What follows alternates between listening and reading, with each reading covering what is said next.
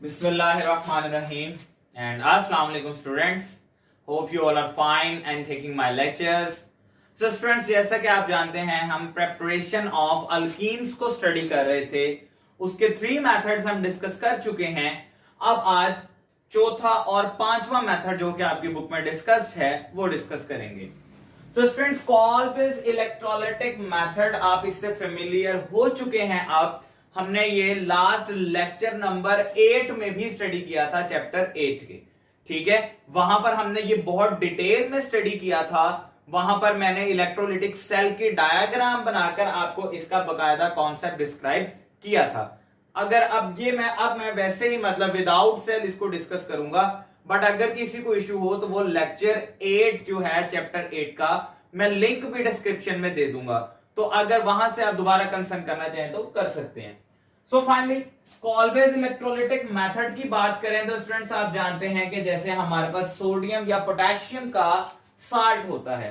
अब यहां पर हम सोडियम या पोटेशियम का कौन सा सॉल्ट लेंगे स्टूडेंट्स? डाई कार्बोक्सिलिक सॉल्ट लेंगे. ये बात ध्यान में रखिएगा. अगर हम अल्कीन को प्रिपेयर करना चाहते हैं तो फिर हमें डाई कार्बोक्सिलिक सॉल्ट लेना पड़ेगा. डाई कार्बोक्सिलिक सॉल्ट ऐसा है कि जिसके अंदर 2 कार्बोक्सिलिक ग्रुप मौजूद हो. ठीक है, और वो यहां पर हम कौन सा यूज कर रहे हैं स्टूडेंट? Succinic acid.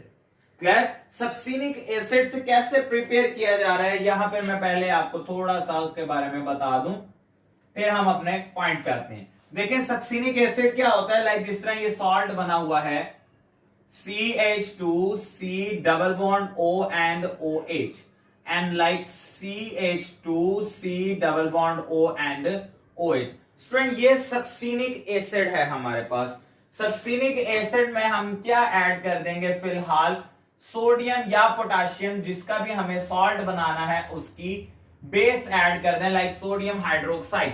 स्टूडेंट 2 मोल अगर मैं सोडियम हाइड्रोक्साइड ले लूं तो अब आप देखें जब रिएक्शन होगा एसिड और बेस के दरमियान, यहां से ये बॉन्ड ब्रेक होगा, यहां से ये. स्टूडेंट ये एक सोडियम इसके साथ, एक सोडियम इस ऑक्सीजन के साथ, और ये दोनों हाइड्रोजन ये 2 हाइड्रोक्साइड आयन साथ मिलकर क्या कर लेंगे? वाटर बना लेंगे. तो इस तरह से सक्सिनिक एसिड जो है, मैं इसके लिख दूं यहां पर लाइक दिस. ये सक्सिनिक एसिड था जो कि सोडियम की बेस के साथ रिएक्ट करके स्टूडेंट ये उसकी बेस बन जाएगा. ठीक है, अब इसका नाम हमारे पास क्या होगा? ये कहलाएगा डाई सोडियम सक्सीनेट. ये डाई सोडियम सक्सीनेट सॉल्ट बन गया. ठीक है, अब क्या किया जाएगा जी? इस सॉल्ट की सिंपली आयोनाइजेशन कर दी जाएगी. स्टूडेंट्स आपको पता है जब आयोनाइजेशन होगी तो देखें यहां से ये बॉन्ड अगेन ब्रेक हो जाएगा, इधर से एक हमारे पास नेगेटिव आयन प्रोड्यूस हो जाएगा और एक हमारे पास पॉजिटिव आयन. ये सॉल्यूशन जो है इस टाइम ये कहां पर मौजूद होगा? इलेक्ट्रोलाइटिक सेल के अंदर मौजूद होगा.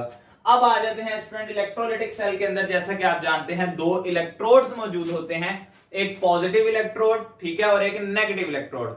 जो पॉजिटिव इलेक्ट्रोड होता है उसको एनोड कहते हैं और जो नेगेटिव इलेक्ट्रोड होता है स्टूडेंट्स उसको कैथोड कहा जाता है. तो एनोड चूंकि पॉजिटिव इलेक्ट्रोड है तो डेफिनेटली नेगेटिव आयन माइग्रेट करेगा टुवर्ड्स पॉजिटिव इलेक्ट्रोड, और फिर उस इलेक्ट्रोड पर रिएक्शन क्या होगा जरा देखिएगा कि ये जो नेगेटिव आयन हमारे पास यहां से प्रोड्यूस हुआ स्टूडेंट, ये देखें एनोड पर चला गया, और एनोड पे जैसा कि हम जानते हैं क्या प्रोसेस होता है? ऑक्सीडेशन होती है. स्टूडेंट्स ऑक्सीडेशन का मतलब क्या होता है? ऑक्सीडेशन का मतलब होता है लॉस ऑफ इलेक्ट्रॉन्स. ठीक है, तो अब आप देखें ये वाला ऑक्सीजन भी इलेक्ट्रॉन रिच है, ये वाला ऑक्सीजन भी इलेक्ट्रॉन रिच है, क्योंकि इन दोनों के ऊपर -1 का चार्ज है. तो ये दोनों अपने अंदर से इलेक्ट्रॉन्स को स्टूडेंट लूज कर देंगे. तो ये देखें ये 2 इलेक्ट्रॉन लूज हो गए और अब ये दोनों ऑक्सीजन जो है इनके ऊपर क्या आ गया? बेसिकली रेडिकल आ गया. नाउ ये रेडिकल बन गया नेगेटिव आयन. ठीक है, अब आप जानते हैं रेडिकल जो है वो एक अनस्टेबल स्पीशी होती है. स्टूडेंट ये रेडिकल देखें अब यहां पर मैंने लिखा हुआ है, और ये अनस्टेबल स्पीशी है. ये ऑक्सीजन चाहेगा कि ये अपने 2 बॉन्ड किसी तरह से पूरे कर ले, तो फिर ये क्या करेगा कि यहां पर जो इलेक्ट्रॉन का पेयर है ये अपनी तरफ खींच लेगा. यहां से भी ये इसको अपनी तरफ खींच लेगा, मतलब कि यहां से ये देखें यू बॉन्ड ब्रेक हो जाएगा. जो ये कार्बन और इस कार्बन दरमियान बॉन्ड है ये भी ब्रेक, ये दोनों भी ब्रेक. तो इन दोनों के इलेक्ट्रॉन स्टूडेंट वापस यहां पे अपनी अपनी जगह चले जाएंगे इस कार्बन के, और इन कार्बन के इलेक्ट्रॉन यहां आ जाएंगे. तो इस तरह से एक ये कार्बन डाइऑक्साइड का मॉलिक्यूल प्रिपेयर हो जाता है और एक ये। तो देखें ये दो कार्बन डाइऑक्साइड के मॉलिक्यूल आ गए और बाकी स्टूडेंट ये जो डबल बॉन्ड बनेगा तो ये आपके सामने मौजूद है। यहां से हमने क्या प्रिपेयर कर लिया, इथीन प्रिपेयर कर लिया कॉल्विज इलेक्ट्रोलाइटिक मेथड के थ्रू। अब कैथोड जो है दूसरी तरफ नेगेटिव इलेक्ट्रोड स्टूडेंट, उस पे क्या रिएक्शन हो रहा है, तो इस पे देखें आपके पास ये जो वाटर है, वाटर को अगर मैं यूं लिख दूं 2H2O, तो स्टूडेंट इसका मतलब है 2 हाइड्रोक्साइड आयन और 2 ही हाइड्रोजन आयन। तो कैथोड पे आप जैसा कि जानते हैं स्टूडेंट्स, कैथोड पर क्या होता है, कैथोड पर रिडक्शन होती है और रिडक्शन का मतलब क्या होता है, गेन ऑफ इलेक्ट्रॉन्स, इलेक्ट्रॉन्स का ऐड होना। तो यहां से ये जो पॉजिटिव आयन है स्टूडेंट, 2 हाइड्रोजन पॉजिटिव आयन, ये देखें ये दोनों इसमें अंदर इलेक्ट्रॉन ऐड हो जाएंगे, जिसकी वजह से ये हाइड्रोजन आयंस जो हैं ये कन्वर्ट हो जाएंगे हाइड्रोजन गैस के अंदर। ठीक है, बाकी पीछे 2 हाइड्रोक्साइड आयन रह गए स्टूडेंट। ये 2 हाइड्रोक्साइड आयन आप देखें जहां सॉल्ट को आयोनाइज किया था तो इसमें 2 सोडियम आयन भी बने थे। तो ये 2 हाइड्रोक्साइड आयन उन्हीं 2 सोडियम आयन के साथ रिएक्ट करके फाइनली क्या बना लेगी, सोडियम हाइड्रो ऑक्साइड। सो इससे हमें क्या पता चलता है कि 4 प्रोडक्ट्स जो हैं बन रही हैं कॉल्विज इलेक्ट्रोलाइटिक मेथड के अंदर। स्टूडेंट 2 प्रोडक्ट जो हैं वो एनोड पर हैं और एनोड वाला जो कंपार्टमेंट है बेसिकली इसके अंदर एनोड वाली साइड है। तो स्टूडेंट एनोड वाली साइड से क्या हो रहा है कि कार्बन डाइऑक्साइड गैस इवॉल्व हो रही होगी।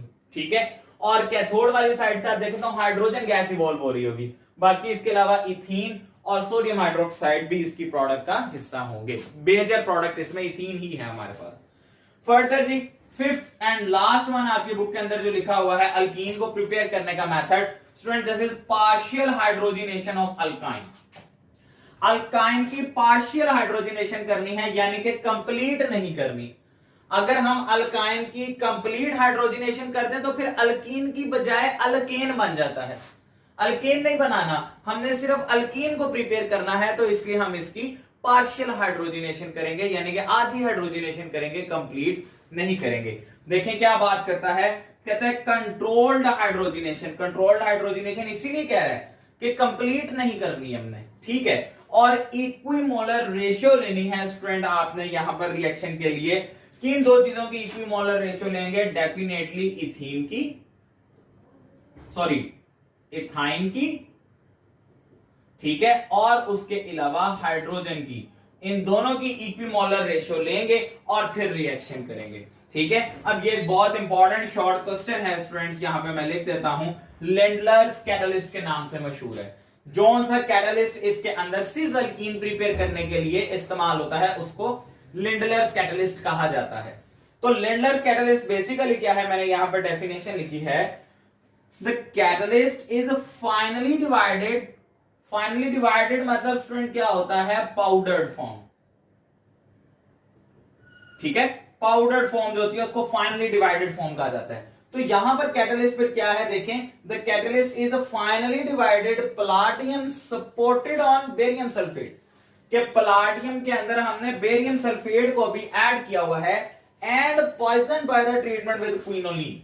और क्विनोलिन भी हमारे पास एक हाइड्रोकार्बन कंपाउंड होता है, उसके साथ भी एडिशन होगा, यानी कि ये इन तीनों चीजों का एडिशन होता है, platinum, barium sulphate and quinoline.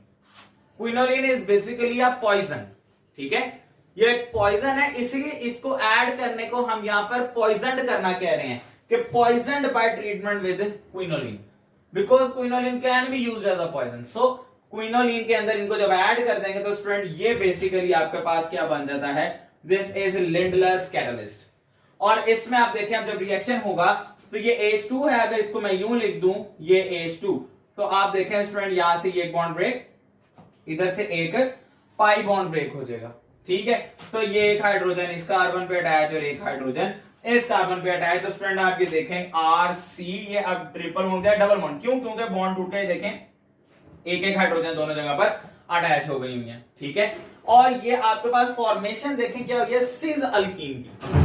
Student sis alkyne, अगर आपको याद हो तो सिस अल्कीन को आपने पढ़ा हुआ है लाइक सिस आइसोमर।